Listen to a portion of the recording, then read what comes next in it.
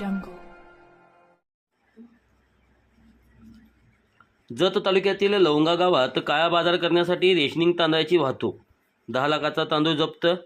जत तालुक्यातील लवंगा येथे काळा बाजार करण्यासाठी तांदळाची वाहतूक करणाऱ्या एकाला ट्रकसह ताब्यात घेण्यात आले.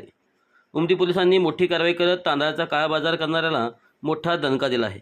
याबाबत उमदी पोलिसांनी तिप्पन्ना हेबालेवा मदार आणि यल्लाप्पा बाळाप्पा देसाई दोघे राहणार चनापूर तालुका रामदुर्ग जिल्हा बेळगाव अशा दोघांच्या विरोधात गुन्हा दाखल केला आहे.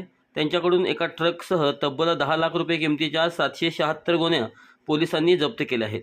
उमदी पोलिसांनी मिळालेल्या गोपनीय माहितीनुसार विजापूर राष्ट्रीय महामार्गावर रेशनिंगचे तांदूळ काळ्या बाजारात विक्री करण्यासाठी ट्रकमधून वाहतूक होणार असल्याची माहिती मिळाली. पोलिसांनी मिळालेल्या माहितीनुसार सदरचा ट्रक हा लवंगा येथे पकडला. या प्रकरणी दोघांवर उमदी पोलिसात गुन्हा दाखल करण्यात आला. याबाबत उमदी पोलीस अधिक तपास करत आहेत. सदरची कारवाई पोलीस अधीक्षक संदीप घुगे, अप्पर पोलीस अधीक्षक कल्पना बारवकर, उपविभागीय पोलीस अधिकारी सचिन थोरबोले यांच्या मार्गदर्शनाखाली उमदी पोलीस ठाण्याचे प्रभारी सहाय्यक पोलीस निरीक्षक संदीप कांबळे, पोलीस कर्मचारी सिद्धेश्वर गायकवाड, माने, कायल, स्वामी खोंडे यांनी केले आहे. दिनांक 25/11/2025 रोजी उमदी पोलीस स्टेशनकडे नेमणुकीस असलेले पोलीस हेड कॉन्स्टेबल नामदेव काळेल यांना गोपनीय बातमीदाराबाबत बातमी मिळाली की Umadi police station हद्दीमधून Vijapur हायवेने truck क्रमांक KA 36C5852 मध्ये अवैधरित्या रेशनिंगसाठी वापरण्यात येणाऱ्या तांदळाची वाहतूक करणार आहे.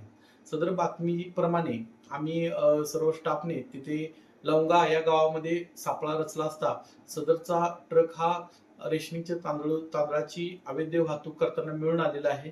सदर कारवाईमध्ये एक 25 लाख रुपयेचा ट्रक व 35 टन तांदूळ ज्याची किंमत आहे 10,03,200 रुपये एवढा मुद्देमाल ताब्यात घेऊन जप्त करण्यात आलेला आहे. सदर कारवाईबाबत पुरवठा निरीक्षक श्रीकांत चोते यांना कळवण्यात आल्यानंतर त्यांनी सरकारतर्फे चालक आरोपीनामे तिप्पन्ना मदार यांच्या विरुद्ध उमदी पोलीस ठाण्यास फिर्याद दिलेली आहे. सदर फिर्यादीवरून गुन्हा रजिस्टर नंबर 346/25 अत्यावश्यक वस्तू अधिनियम 1955 ची कलम 3 व 7 नुसार गुन्हा दाखल करण्यात आला असून पुढील तपास PSI सिद्धेश्वर गायकवाड हे करीत आहेत.